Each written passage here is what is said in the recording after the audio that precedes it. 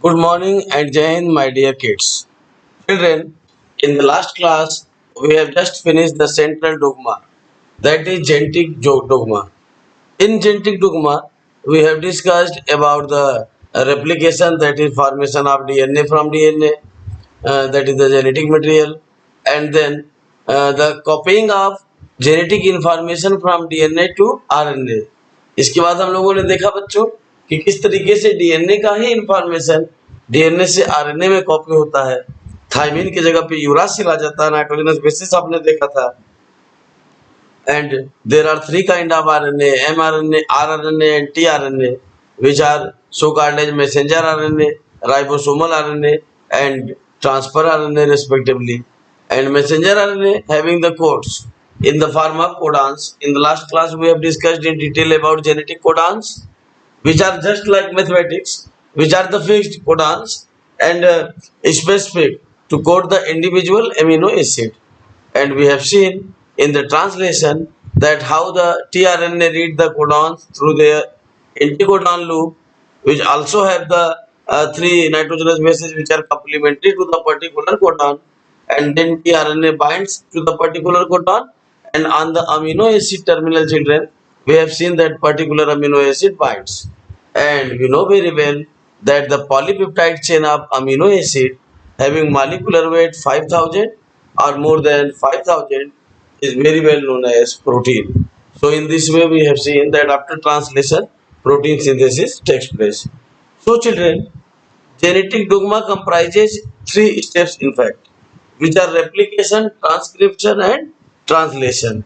That is the copying of DNA replica through replication, and then copying of the genetic information from DNA to RNA, that is transcription, and then protein synthesis, that is translation.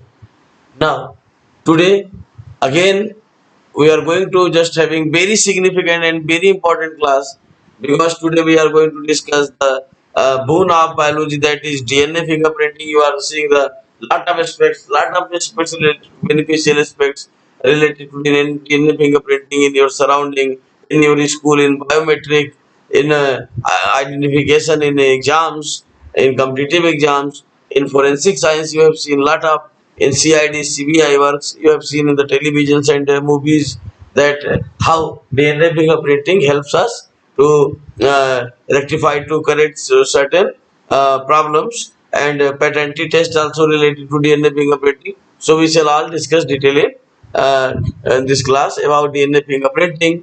Then lack operon model. One model we have to discuss for the gene regulation, children. Gene का जो regulation होता है वो कैसे control होता है lactose के through, that is lac operon model we have to discuss. And one more important thing in your syllabus there has been given the HGP, that is human genome project.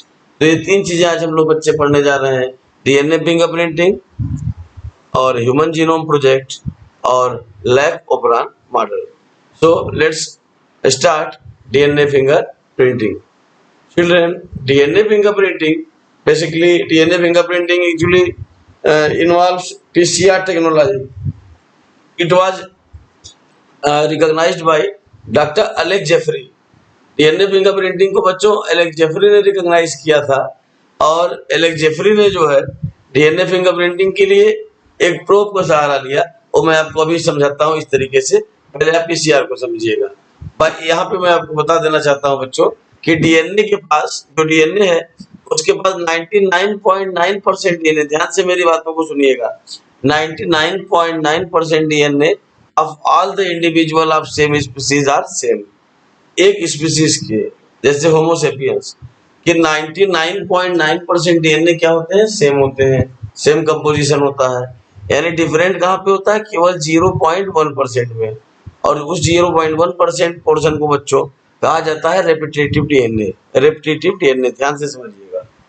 The 0.1 portion of the DNA fraction which is different from each other is very well known as repetitive DNA. repetitive DNA इसलिए बोला जाता है क्योंकि उसमें 80 GC band, 80 means adenine thymine और GC means guanine cytosine.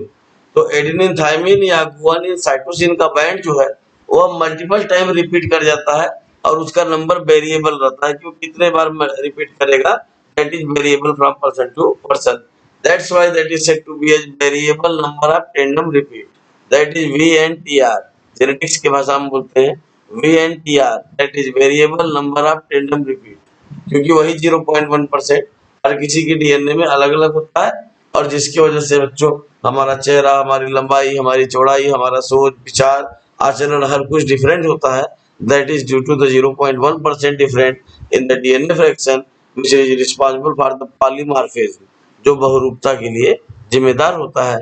आपको जान के बहुत खुशी होगी कि Indian scientist doctor Aurobindo Khorana, जिन्होंने कृत्रिम संश्लेषण किया और ये आर्टिफिशियली जो है डीएनए को क्रिस्टलाइज किया, सिंथेसाइज किया जो है, लेकिन इन्होंने डीएनए फिंगरप्रिंटिंग के काफी करीब तक पहुंच चुके थे, और इसके बाद इनका वर्क जो है ये डॉक्टर अरबिंदो खुराना का वर्क ज्यादातर स्नेक्स के ऊपर रहा, आप जानते रहिए, कई बार ये कंपटीशन में क्वेश्चन पूछा हुआ है। तो आप जानते हो डॉक्टर लालजी सिंह, जो फोरेंसिक डीएनए फिंगरप्रिंटिंग के फादर कहे जाते हैं इंडिया के, father of forensic science in India कहे जाते हैं डॉक्टर लालजी सिंह, जिन्होंने जो है डीएनए फिंगरप्रिंटिंग को बहुत ही आगे पहुंचाया। इसके तमाम एस्पेक्ट्स में भी आपको दिखाऊंगा कि डीएनए फिंगरप्रिंटिंग से क्या क्या फायदे हैं। तो यहाँ पर देखिए बच्चों, यहाँ पे एक डायग्राम के थ्रू मैं समझाने की कोशिश कर रहा हूँ। यह है डीएनए फ्रॉम इंडिविजुअल ए और यह है डीएनए फ्रॉम इंडिविजुअल बी।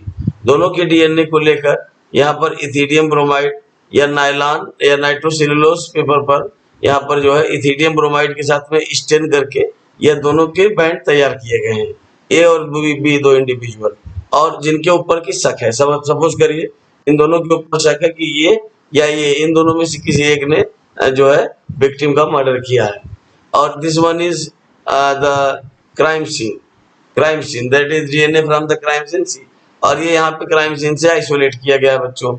इन तीनों ही डीएनए को, ये जो तीनों डीएनए, इसीलिए आपने इस तरीके के धारावाहिकों में देखा भी होगा कि सिगरेट के पफ को या ग्लास को या चाकू या सिगरेट को बंदूक की गोली को पुलिस ऑफिस के ऑफिसर्स डायरेक्टली नहीं उठाते हैं, बल्कि ग्लव्स वगैरह के सहारे उठाते हैं, क्योंकि उनको डीएनए फिंगरप्रिंटिंग के थ्रू पता चल जाए कि एक्चुअल में किसने कल्पिट कौन है, कल्पिट का पता लगाने के लिए। और यहाँ देखिए इस तरीके से यहाँ पर जो क्राइम सीन है उसका यहाँ पर डीएनए प्रोब तैयार किया, इसको प्रोब बोलते हैं बच्चों। स्टेनिंग करने के बाद जो बैंड्स बनते हैं इनको प्रोब कहा जाता है। यहाँ पर ये प्रोब तैयार किया गया नायलॉन पेपर पे या नाइट्रोसेलुलोज पेपर पर, ध्यान दीजिएगा।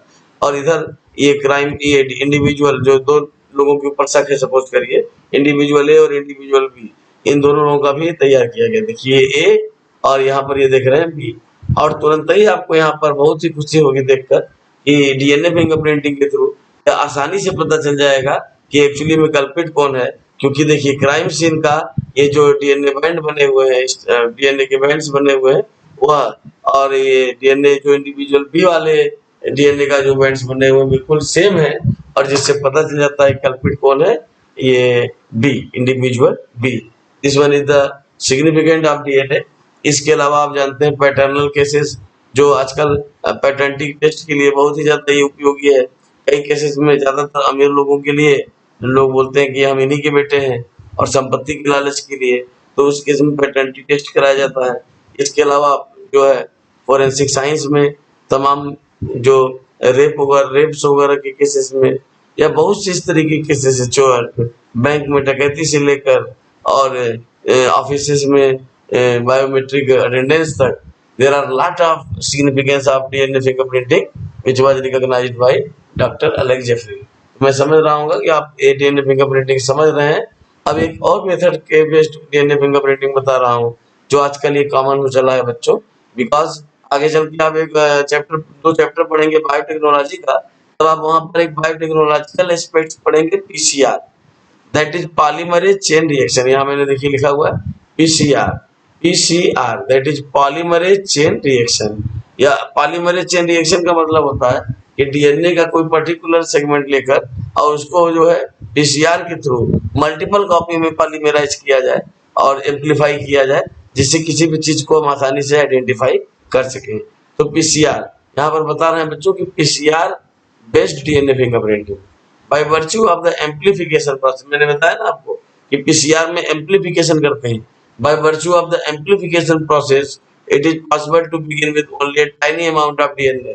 थोड़े अमाउंट ऑफ डीएनए को हम लोग बहुत ही ज्यादा एम्पलीफाई कर सकते हैं ज्यादा अमाउंट में by the method of PCR, which is polymerase chain reaction based on genetic engineering, which we shall discuss in detail in later on. That is genetic engineering. तो यहाँ देखिएगा possible to fingerprint the DNA of a single cell, DNA single cell से भी, and also possible to analyze old or degraded samples using PCR based fingerprinting. और PCR based अगर fingerprinting करके हम लोग ओल्ड या डिग्रेडेड सैंपल्स के cases में भी जो है पॉजिटिव रिजल्ट प्राप्त कर सकते हैं। तो बहुत ही ज्यादा ये हाईली टेक्नोलॉजिकली यूज होता है पीसीआर। और पीसीआर लैब जेनेटिक इंजीनियरिंग की फील्ड में lot of scopes, there are lot of scopes in the field of genetic engineering children. आप बायोटेक में और जेनेटिक इंजीनियरिंग में बीटेक भी कर सकते हैं और इसके बाद जो है लॉट ऑफ स्कोप है आप कैरियर के लिए। तो देखिए PCR based genetic engineering, PCR based DNA fingerprinting का बहुत ही ज्यादा स्कोप है because it is based on biotechnology and that's principle is genetic engineering. तो देख रहे हैं यहाँ पे किस तरीके से डीएनए फिंगरप्रिंटिंग पीसीआर बेस्ड भी होता है। और इसके बाद देखिए यहाँ मैं आपको डीएनए फिंगरप्रिंटिंग के स्टेप समझाता हूँ बच्चों, मेक योर कंसंट्रेशन हियर। सबसे पहले हम आइसोलेशन करते हैं डीएनए का, आइसोलेशन ऑफ डीएनए। डीएनए का आइसोलेशन बॉडी के किसी भी टिश्यू से किया जा सकता है, हेयर से, हेयर फॉलिकल से, स्किन से, ब्लड से, स्पर्म से, सीमेन से या सलाइवा से, बॉडी की किसी भी पार्ट से डीएनए को आइसोलेट किया जा सकता है बच्चों। तमाम ऐसे केसेस हैं फॉरेंसिक साइंस के यहाँ पर डीएनए को इस तरीके से आइसोलेट किया गया है। तो first of all isolation of DNA, हम डीएनए को आइसोलेट कर लेते हैं और आइसोलेट करने के बाद separation of DNA fragments by electrophoresis. आराम से समझिए, हम लोग यहाँ पर डीएनए फ्रेगमेंट्स को सेपरेट करते हैं एक मेथड से, वो भी बायोटेक्नोलॉजी का मेथड है, दैट इज इलेक्ट्रोफोरेसिस। इसी को बच्चों जेल इलेक्ट्रोफोरेसिस भी कहा जाता है। जेल इलेक्ट्रोफोरेसिस इसलिए क्योंकि इस प्रोसेस में अगरोज जेल यूज किया जाता है। अगरोज जेल आपने 11th में पढ़ा था, रेड एल्गी, जिलेडियम और ग्रेसिलेरिया से अगरोज जेल निकलता है और अब यहाँ पे उसका यूज पढ़ने जा रहे हैं, यहाँ पर भी और बायोटेक्नोलॉजी में भी पढ़ेंगे। तो अगरोज जेल के अंदर जो है इस डीएनए फ्रेगमेंट्स को बच्चों सेपरेट किया जाता है एनोड लगाकर, because DNA is negatively charged, so it will move towards the anode and then it will be separated into smaller fragments and then hybridization using labeled BNTR probe।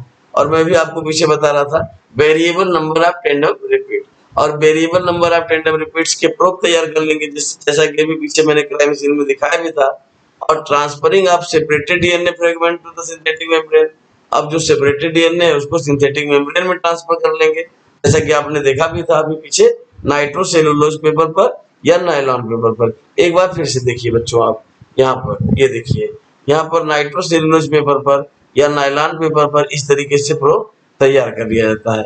Okay बच्चों, now see here, then digestion of DNA by restriction endonucleases enzyme. और अब DNA nucleotide जो DNA का strand है उसको एक special enzyme restriction एंडोन्यूक्लिएजेज, इसको scissor of biotechnology कहा जाता है बच्चों।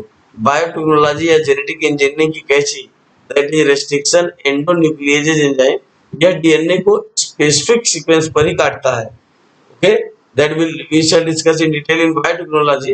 That sequence is well known as palindromic sequence या palindromes.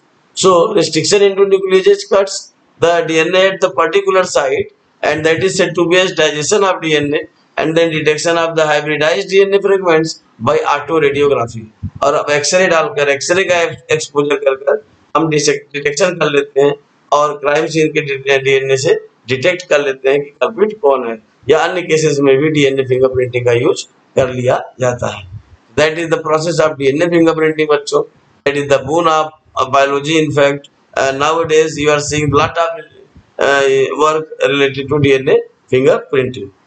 So children, after completing DNA fingerprinting, we have to discuss about very important topic, very important project, that is human genome project, HGP।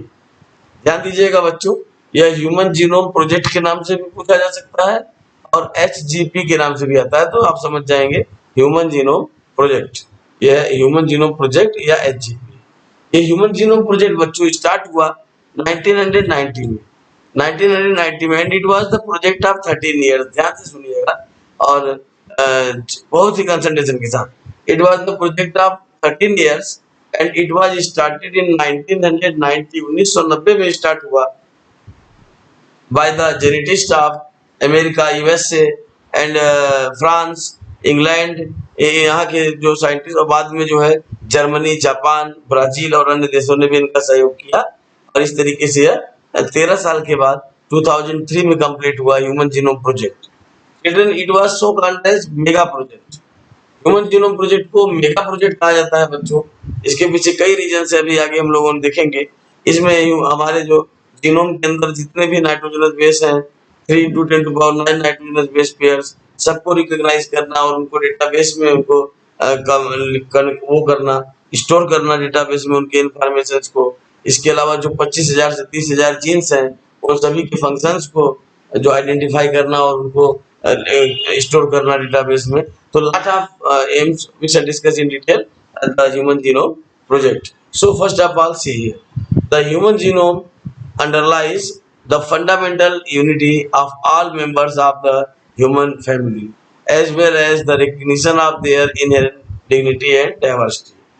In a symbolic sense, it is the heritage of humanity. क्योंकि ये मानवता का heritage है, ये हमारा heritage है, क्योंकि इसकी बायोपायरेसी नहीं होनी चाहिए।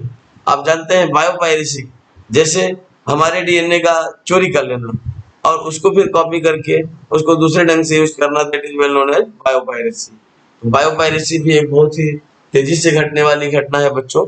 तो आपको यह ह्यूमन जीनोम प्रोजेक्ट देखना होगा और समझना होगा। That is the mega project started in 1990 by USA and England, and later on Brazil, Germany, Japan and another countries joined this project. And it was mega project because it has the goal to identify all the 25,000 to 30,000 genes present in the human genome and store the knowledge of their coding informations into database, and at the same time to identify 3 into 10 to power 9 nitrogenous base pairs, and also store the knowledge of nitrogenous base pair into database. So it was very hard and very vast project. That's why it is said to be as mega project. So children, here human genome project we are saying, human genome project was an international scientific research project. ध्यान दीजिएगा जरा, human genome project जो था बच्चों, human genome project was an international scientific research project. यह एक international scientific research project है with the goals of determining the base pairs that make up human DNA. इसका क्या गोल था? सबसे बड़ा गोल देखिए, मैंने पहले ही आपको बताया, determining the base pairs that make up human DNA. और एक दो नहीं बेस पेयर्स, 3 × 10⁹ बेस पेयर्स। ध्यान दीजिएगा, 3 × 10⁹ नाइट्रोजनस बेस पेयर्स को डिटरमाइन करना, ये इनका इसका गोल था ह्यूमन जीनोम प्रोजेक्ट का, to determine the base pairs that make up human DNA, that is 3 × 10⁹, and of identifying and mapping all the genes. I have already told you 25,000 से 30,000 genes of the human genome from both a physical and a functional standpoint. So children, it has been asked so many times in board exam that what was the goal of HGP, that is human genome project. क्या गोल थे? तो आप दो गोल बताएंगे। First, the number 1 goal to determine all the base pairs 3 × 10⁹। ध्यान से note कर लीजिए बच्चों, to determine 3 × 10⁹ base pairs that make up the human DNA, जो ह्यूमन डीएनए को बनाने वाले 3 × 10⁹ बेस पेयर्स को आइडेंटिफाई करना, and to identify all the genes in bracket 25,000 to 30,000 of the human genome. Human genome के अंदर उपस्थित 25,000 से 30,000 जीन्स को आइडेंटिफाई करना, और नंबर 1 आपको मैंने बताया कि डिटरमाइन करना 3 × 10⁹ नाइट्रोजनस बेस पेयर्स सीक्वेंसेस को, जो कि मेकअप करते हैं ह्यूमन डीएनए को। तो these are the goals, these are the main goals. You can see main goals are main objective of human genome project. So you can understand that how complicated project it was. Now see, what was the human genome project actually, children? See, The Human Genome Project was an international research effort to determine the sequence of the human genome and identify the genes that it contains. अगर सभी jeans का पता चल जाएगा, अभी आपको जानकर यह आश्चर्य होगा बच्चों कि अभी केवल 50% जीन्स, यानी लगभग 15,000 जीन, 15,000, अभी केवल 50% जीन्स ही आइडेंटिफाई हो पाए हैं और उनका ही वर्क पता चल पाया है। And still 50%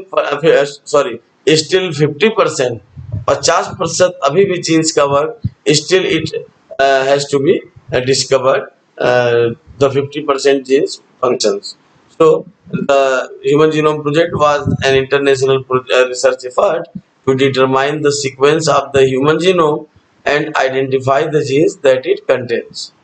The project was coordinated by the National Institute of Health and US Department of Energy. Please note it children. एक कई बार पूछ चुका है कि इस प्रोजेक्ट को कौन सी सोसाइटी ने स्टार्ट किया, तो केवल यूएसए या इंग्लैंड लिख देने पे पूरा नंबर नहीं मिलेगा, इसलिए प्लीज नोट कर लीजिए इस चीज को। The project was coordinated by the national institute of health and the US department of energy.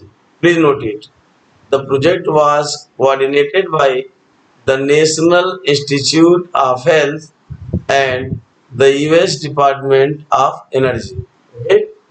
Additional contributor includes, मैंने बाद में बताया कि तमाम और भी देश मिल गए, तो बताना है यहाँ पर additional contributors includes universities across the United States and international partners in the United Kingdom, France, Germany, Japan and China.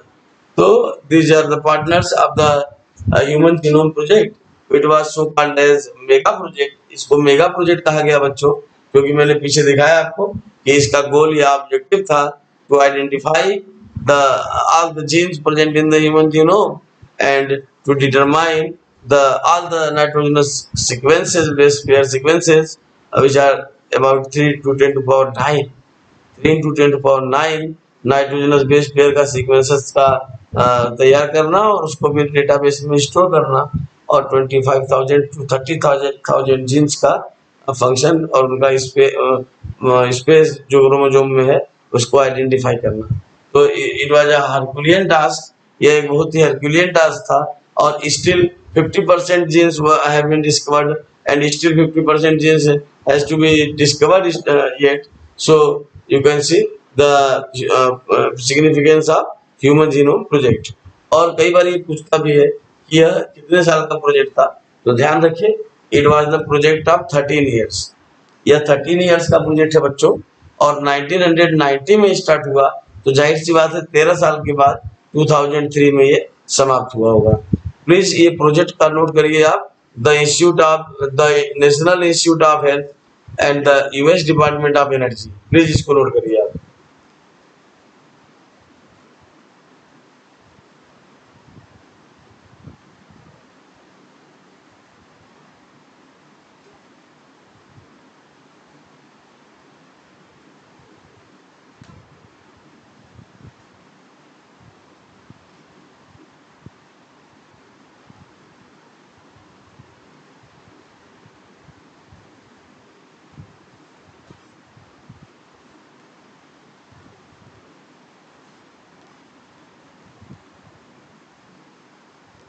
Okay my dear kids, human genome projects primarily aims, ध्यान से इसके एम्स को देखिएगा।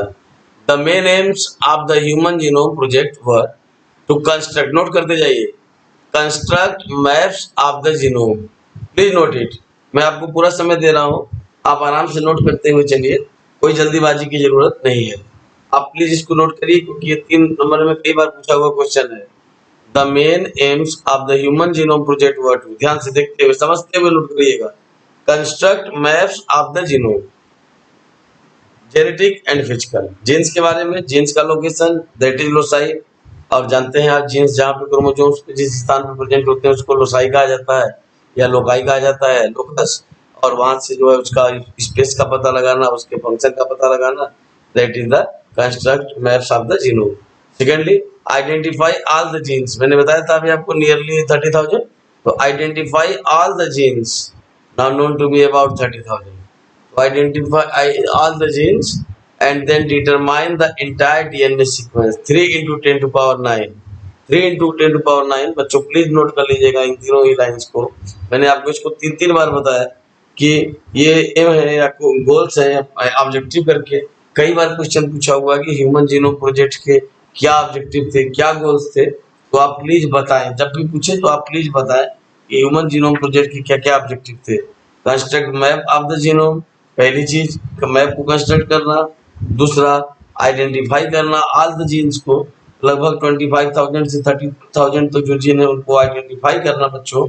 और तीसरा determine the entire DNA sequences nitrogenous base pairs which are around 3 × 10⁹ तो आप समझ सकते हैं 3 × 10⁹ मतलब कितना ज्यादा होता है। तो children, some of the important goals of this project are, please note, to determine all the approximately 25,000 to 30,000 genes in human DNA, to determine the sequence of the 2.75 billion chemical base pair, or you can say 3 × 10⁹। आप एक ही चीज याद करिएगा, 3 × 10⁹ base pairs, to store this information database में information को improve करना। ध्यान से समझिए। To improve tools for data analysis, अगर हम एनसीईआरटी के अकॉर्डिंगली गोल्स को नोट करें तो उसको भी मैं आपको बता रहा हूँ कि number 1, to identify all the approximately 25,000 to 30,000 genes present in the human DNA. उसके बाद to determine the sequences of 3 × 10⁹ base pairs, then to store this information into database, then to improve tools for data analysis, and to transfer related technologies to other sector such as industries। और अब इस technologies को other sector में transfer करना बच्चों, such as industries, such as in forensic science, such as in biometric functions and so many other uses of DNA fingerprinting there are। आप जानते हैं आजकल फिंगरप्रिंट से मोबाइल भी आप देखते हैं, फिंगरप्रिंट से लैपटॉप भी आपने देखा हुआ है, तो फिंगरप्रिंट्स लॉकिंग सिस्टम भी आ चुके हैं। तो there is lot of use of fingerprints which is 100% precise and 100% valuable। And similarly in human genome project you have seen the it was the mega project, बहुत ही बड़ा प्रोजेक्ट था ये। और इसके गोल्स को आप देख रहे हैं, इसके गोल्स कितने ज्यादा हैं, 5 गोल्स हैं। Identify all the genes, to identify 3 × 10⁹ nitrogenous base pair sequences of DNA and construct maps of genome, and to store this information into database and transfer these technologies to other sectors such as industrial areas, such as forensic science, such as biometric operations, such as identification process। So these are the goals and objective of human genome project। और एक चीज जरूर आप note कर लीजिएगा कि human genome project was started in 1990, 1990 में start हुआ। It was the project of 13 years, यह 13 साल का प्रोजेक्ट था बच्चों। एंड ऑब्वियसली 13 साल के बाद इट वाज फिनिश्ड इन 2003। और अभी भी ह्यूमन जीनोम प्रोजेक्ट के गोल्स और ऑब्जेक्टिव्स कंटिन्यूअसली डिस्कवर किए जा रहे हैं, क्योंकि अभी भी नियरली 50% जीन्स का फंक्शन अभी ढूंढा जाना बाकी है। तो इस तरीके से ह्यूमन जीनोम प्रोजेक्ट और डीएनए फिंगरप्रिंटिंग को हम लोगों ने देखा बच्चों। एंड नेक्स्ट इसके बाद हम लोग अभी गोल्स इसके नोट करेंगे। आराम से नोट करिए, I am giving full time, पूरा टाइम मैं आपको दे रहा हूँ, कोई जल्दीबाजी नहीं है, आराम से नोट करिए ये, क्योंकि ये कई बार पूछा हुआ क्वेश्चन है, 3-3 नंबर में, 5-5 नंबर में, AIIMS and goals and objective करके। तो गोल्स में आप वो बातें लिख दीजिएगा कि जीनोम को कंस्ट्रक्ट करना और टोटल जीन्स को आइडेंटिफाई करना और टोटल नाइट्रोजनस बेस पेयर्स को आइडेंटिफाई करना 3 × 10⁹, ये बातें आप लिख दीजिएगा। और यहाँ पर जो गोल्स ऑब्जेक्टिव्स में लिखेंगे आप, determine the entire sequence of human DNA, all genes, store this information in database, पूरी बातें बता देंगे। टूल्स अभी मैंने पीछे इसको बताया भी था, इम्प्रूव करेंगे tools for data analysis, transfer करेंगे रिलेटेड टेक्नोलॉजीज को प्राइवेट सेक्टर में। जिन्होंने नहीं नोट किया है दोबारा से नोट कर सकते हैं, transfer related technologies to private sector. और देखिए एक और खास बात यहाँ पे ऐड किया गया है, address the ELSI, ELSI NCERT का ये लैंग्वेज नोट किया गया है, address the ELSI that is ethical, legal and social issues that may arise from the project. क्योंकि ये ह्यूमन जीनोम प्रोजेक्ट है, इसलिए जो है यह तमाम क्रोमोसोमल इफेक्ट्स को, क्रोमोसोमल कॉन्सिक्वेंसेस को दर्शाता है, जेनेटिक कॉन्सिक्वेंसेस को दर्शाता है। इसीलिए कुछ एथिकल इश्यूज, कुछ लीगल प्रॉब्लम्स भी हो सकते हैं, कुछ सोशल इश्यूज भी हो सकते हैं। तो इन तमाम चीजों को एड्रेस करते हुए जो है ह्यूमन जीनोम प्रोजेक्ट को 2003 में फिनिश किया गया। तो it was the mega project you are seeing, that is the human genome project, to identify all the genes present in the human DNA, to identify 3 into 10 to power 9 base pairs present in the human DNA, and to just store this information into database and transfer related technologies to private sector, industrial sector, biometric operations and identification process, and also addresses the ELSI, that is ethical, legal and social issues. So, my dear kids, after completing two very important aspects of this chapter, which are DNA fingerprinting and human genome project, both are important for 5 marks question also and 3 marks question also. So, prepare both the question regarding to both the concept. कि 3 number में आएगा तब आप कितना लिखेंगे और 5 number में आएगा तब आप कितना लिखेंगे। इसके लिए आपको लिख कर प्रैक्टिस करना पड़ेगा बच्चों। जितना आप घर पर लिख के प्रैक्टिस करेंगे उतना ज्यादा चीजें आपको मेमोराइज होती चली जाएंगी। Okay children, now come to the last and very important topic of 5 marks, that is lac operon model. Lac operon, ध्यान से देखिए इसको आप।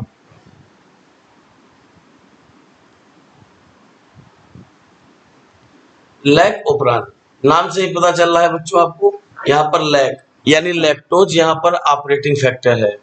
क्योंकि लैक्टोज ऑपरेटिंग फैक्टर है इसीलिए इस ऑपरेटिंग सिस्टम का नाम क्या रखा गया, लैक ओपरान मॉडल। इसको समझने के लिए आपको आराम से, ये रेगुलेशन ऑफ जीन एक्सप्रेशन है बच्चों, कि जीन्स का एक्सप्रेशन किस तरीके से रेगुलेट होगा, और 5 मार्क्स का क्वेश्चन है। आराम से आप इसके लिए समझिएगा। सबसे पहले आप याद करिए ट्रांसक्रिप्शन को। ट्रांसक्रिप्शन जहां पर डीएनए से एमआरएनए बनता है, डीएनए से एमआरएनए का बनना, the process of copying genetic information from DNA to RNA is known as transcription. तो ट्रांसक्रिप्शन के लिए आपने एक ट्रांसक्रिप्शनल यूनिट देखा था। ये पूरा ट्रांसक्रिप्शन का प्रोसेस दर्शाया जा रहा है बच्चों, और डीएनए से आरएनए का फॉर्मेशन हो रहा है। ध्यान से देखिएगा, यहाँ पर ये है ट्रांसक्रिप्शनल यूनिट। आप अभी तक ट्रांसक्रिप्शनल यूनिट में 3 रीजन देखते थे, एक प्रमोटर, दूसरा स्ट्रक्चरल जीन और तीसरा टर्मिनेटर। 3 रीजन आपने देखा था। इससे पहले जब आप ट्रांसक्रिप्शन पढ़ रहे थे तब आपने ट्रांसक्रिप्शन में भी देखा था ये चीज, transcriptional unit, that is the strand of DNA on which RNA is to be copied. जहाँ पे डीएनए से आरएनए की कॉपी होनी है उस रीजन को बोलते हैं transcriptional unit.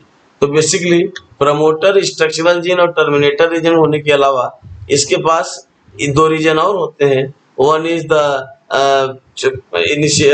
Inhibitor region, I region, that is inhibitor region, and another is operator region. तो यहाँ पे मैं आगे आपको दिखा रहा हूँ, ध्यान से देखिएगा। ये बहुत ही इंटरेस्टिंग डायग्राम है, ये पूरी ही चीजें यहाँ पे आपको क्लियर हो जाएंगी इस डायग्राम से। ध्यान से देखिएगा, ये है आई, आई मीन्स इंड्यूसर। लेकिन यहाँ पर आई का मतलब क्या है, ये देखिए इंड्यूसर, ये प्रोटीन सिक्रेट कर रहा है, ये देखिए ये इंड्यूसर इनहिबिटर का काम करने लगेगा, इसीलिए इंड्यूसर तो है ये, लेकिन ये सिक्रेट कर रहा है रिप्रेसर इंड्यूसर कॉम्प्लेक्स। ओके, एक रिप्रेसर प्रोटीन सिक्रेट कर रहा है जिसको सप्रेसर प्रोटीन भी कहा जाता है, ये आई रीजन, इसीलिए इसको इनहिबिटर भी कहा जाता है। और प्रमोटर के बाद एक आपको ओ रीजन दिखाई दे रहा है, दैट इज ऑपरेटर रीजन, जो कि प्रोसेस ऑफ ट्रांसक्रिप्शन को ऑपरेट कर रहा है। बाकी चीजें आपको ऑलरेडी पता है। ट्रांसक्रिप्शन के लिए DNA dependent RNA polymerase enzyme responsible है, और DNA dependent RNA polymerase enzyme यहाँ पर पहले हेट्रोजीनस आरएनए बनाता है, हेट्रोजीनस न्यूक्लियर आरएनए, और बाद में जो है आरएनए स्प्लाइसिंग के बाद, कैपिंग और टेलिंग के बाद मैसेंजर आरएनए बन के तैयार होता है। यहाँ बच्चों आपको लैक ओपरान मॉडल समझने से पहले इस स्ट्रक्चरल जीन्स के फंक्शन को भी समझना पड़ेगा। यहाँ देखिए ये 3 स्ट्रक्चरल जीन्स है, पीछे वाले डायग्राम में भी मैंने आपको दिखाया था। ये देखिए जेड, वाई और ए, ये 3 स्ट्रक्चरल जीन है, जेड, वाई और ए। लेकिन लिखने का सही नोटिफिकेशन यह है जेड कैपिटल और वाई और ए इस तरीके, वाई भी कैपिटल और ए स्मॉल लेटर में लिखा जाता है। तो जेड, वाई और ए, बेसिकली जेड, ध्यान से समझिएगा और चाहे तो नोट भी कर लीजिए। यहाँ पर जो जेड जीन है, Z gene codes for an enzyme beta galactosidases लिखा हुआ है। Z gene codes for an enzyme beta galactosidases. Z gene जो है बीटा गैलेक्टोसाइडेजेज एंजाइम को कोड कर रहा है बच्चों, देख रहे हैं आप। यहाँ पर आइए second, Y gene. Y gene codes for an enzyme permeases, ये देखिए परमिएजेज को कोड कर रहा है। And A gene, third one, a structural gene codes for an enzyme that is trans acetylases. यहाँ देख रहे हैं आप, थर्ड वन इज ट्रांस, लिखा हुआ trans acetylases. So Z gene beta galactosidases, Y gene permeases and A gene trans acetylases. ये तीन enzyme codes हो रहे हैं, यहाँ पर कोड हो रहे हैं जेड, वाई और ए के द्वारा। Beta galactosidases enzyme is responsible for breakdown of lactose molecules into glucose and galactose। यह लैक्टोज को ग्लूकोज और गैलेक्टोज में तोड़ने का काम करता है, जबकि permeases is responsible to improve the permeability of nuclear membrane. ध्यान दीजिएगा, यह परमिएबिलिटी को बढ़ाता है, सेल मेम्ब्रेन की, न्यूक्लियर मेम्ब्रेन नहीं बल्कि सेल मेम्ब्रेन की परमिएबिलिटी को बढ़ाता है, ताकि ये न्यूक्लियस के अंदर आसानी से जो है अवेलेबल हो जाए परमिएजेज एंजाइम। और ये लैक्टोज की परमिएबिलिटी को बढ़ा देगा, जिससे लैक्टोज अवेलेबिलिटी हो जाएगी। अभी आप देखेंगे लैक्टोज की अवेलेबिलिटी क्यों इंपॉर्टेंट है। And trans acetylases just activates lactose to binds with this repressor protein secreted by the I region. यहाँ पर आई रीजन से जो ये रिप्रेसर प्रोटीन सिक्रेट हुआ है बच्चों, इससे लैक्टोज बाइंड हो जाता है। लैक्टोज जैसे ही इससे बंध जाएगा, आराम से यहाँ पर ऑपरेटर रीजन के थ्रू यहाँ DNA dependent RNA polymerase enzyme promoter region से बाइंड करेगा सिग्मा को फैक्टर के थ्रू, और जबकि alpha alpha dash beta beta dash polymerisation करेंगे कंप्लीमेंट्री आरएनए का, और फिर रो को फैक्टर आरएनए पॉलीमरेज को टर्मिनेट कर लेगा, जैसा कि आपने ट्रांसक्रिप्शन में पढ़ा है। लेकिन जब लैक्टोज रहेगा तब। एंड व्हेन लैक्टोज एब्सेंट, देखिए यहाँ क्या हो रहा है,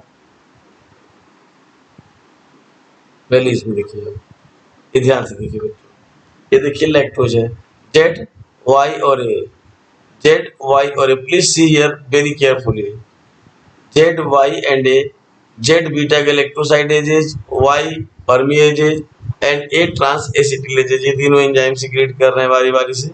और अभी देखिए यहाँ पर आई रीजन से देखिए इनहिबिटर आता हुआ नजर आएगा, और देखिए किस तरीके से जाके यहाँ पर लैक्टोज है, और लैक्टोज के प्रेजेंस में लैक्टोज यहाँ पर देखिए मैं दिखा रहा हूँ, लैकोप्रान मॉडल है, देखिए लैकोप्रान ये हमारे बन के तैयार हो रहा है, यहाँ पर ट्रांसक्रिप्शन हो रहा है, और यहाँ पर जो है इस तरीके से रिप्रेसर प्रोटीन से यहाँ लैक्टोज बंधा हुआ है। तो लैक्टोज का ही फंक्शन है बच्चों कि लैक्टोज रिप्रेसर प्रोटीन से, देखिए मैं एरो के थ्रू दिखा रहा हूँ, ये रिप्रेसर प्रोटीन है या सप्रेसर प्रोटीन है जो आई रीजन ने सीक्रेट किया है, और यहाँ पर लैक्टोज इससे बंधा हुआ है, लैक्टोज प्रेजेंट है, और जब लैक्टोज प्रेजेंट है तो यहाँ पर ये एमआरएनए बन के तैयार हो रहा है। एक बार फिर से आप इस चीज को देखिएगा बच्चों, ध्यान से देखिए, इस चीज को ध्यान से देखिए।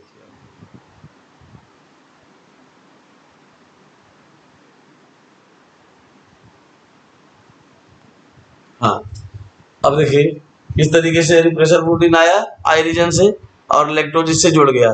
अब देखिए यहाँ पर आरएनए पॉलीमरेज एंजाइम जाके प्रमोटर रीजन से जुड़ गया, सिग्मा को फैक्टर ने जोड़ा, पॉलीमराइजेशन होना शुरू हुआ, डीएनए की कंप्लीमेंट्री आरएनए स्ट्रैंड्स का पॉलीमराइजेशन हो रहा है।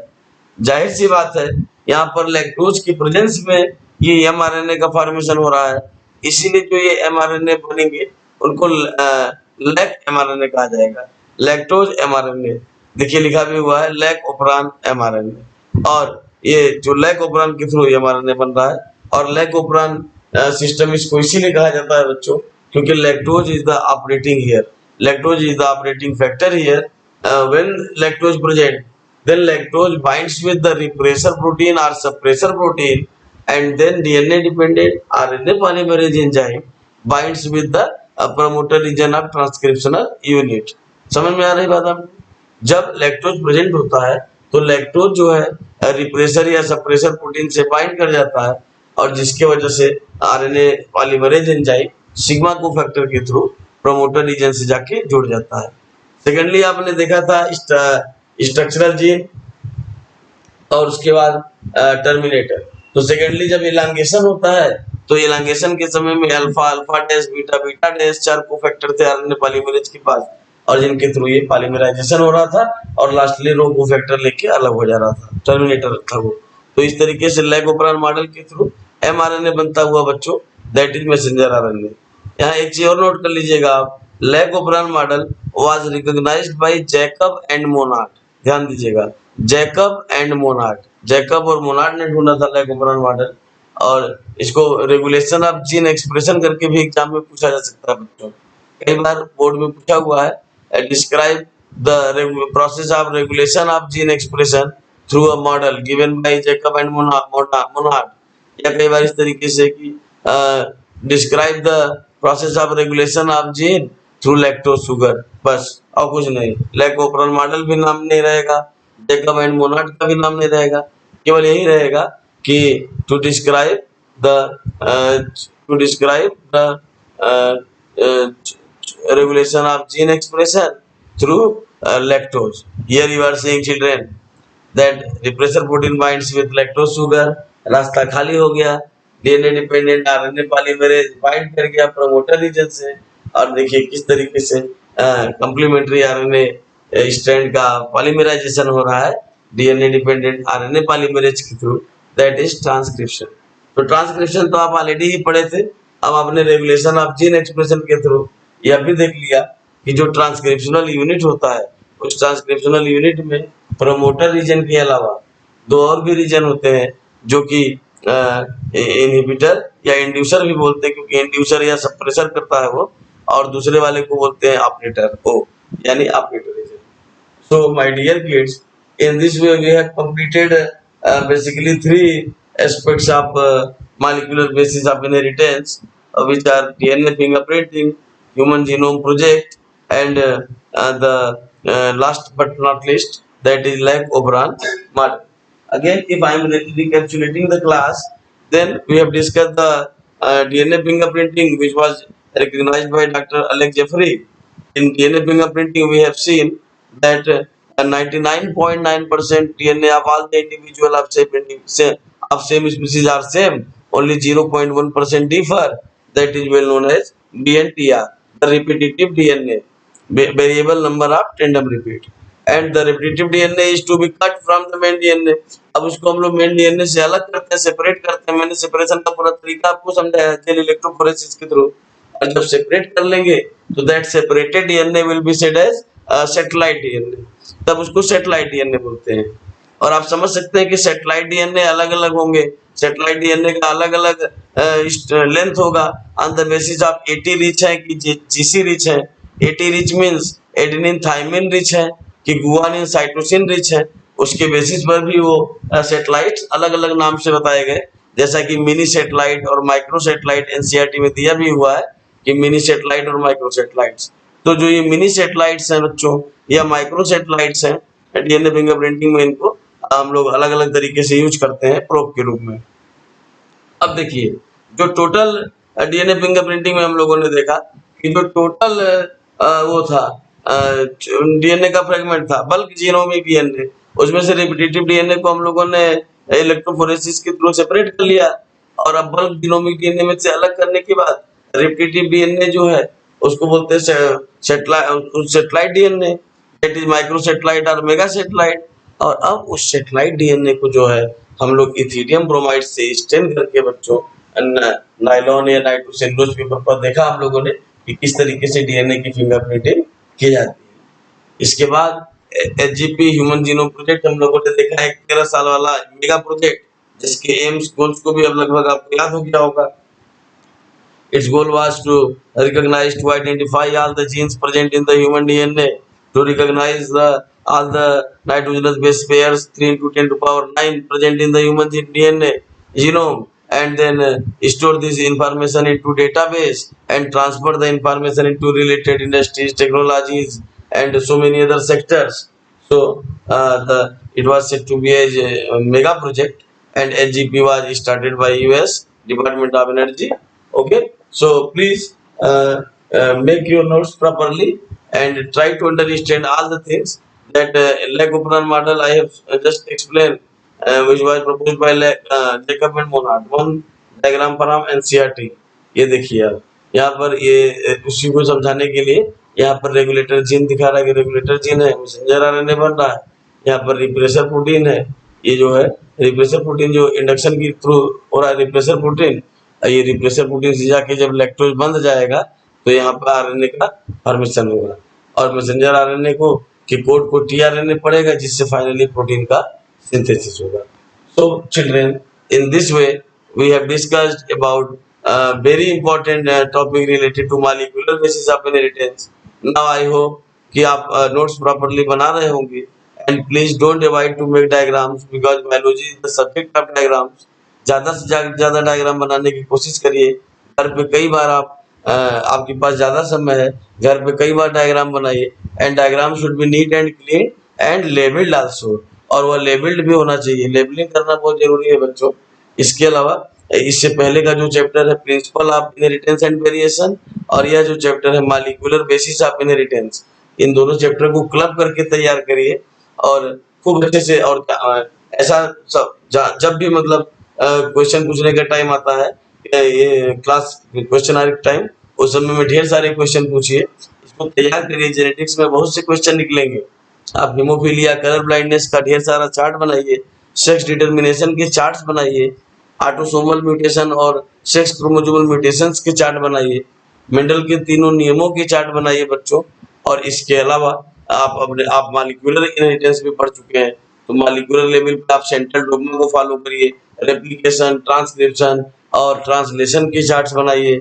इसके अलावा आप घर में भी अपने चार्ट्स बना के लगा सकते हैं स्टडी रूम्स में, ताकि आप बराबर आप उसको देखते रहें और धीरे धीरे आपको एक एक प्रोसेस जेनेटिक्स का याद होता जाए, क्योंकि ये इतना आसान नहीं है बच्चों। समझ में आ जाता है एक बार में, लेकिन याद नहीं होता है। याद तभी होगा जब आप इसके चार्ट्स बना बना के अपने कमरे में लगाएंगे, स्टडी रूम में लगाएंगे, और समय समय पर उसको देखते रहेंगे, तब वो ऑटोमेटिक ये सब चीजें याद हो जाएंगी। Okay, so children, in the next class we shall discuss about some other aspects related to genetics and start the next topic, and thank you very much.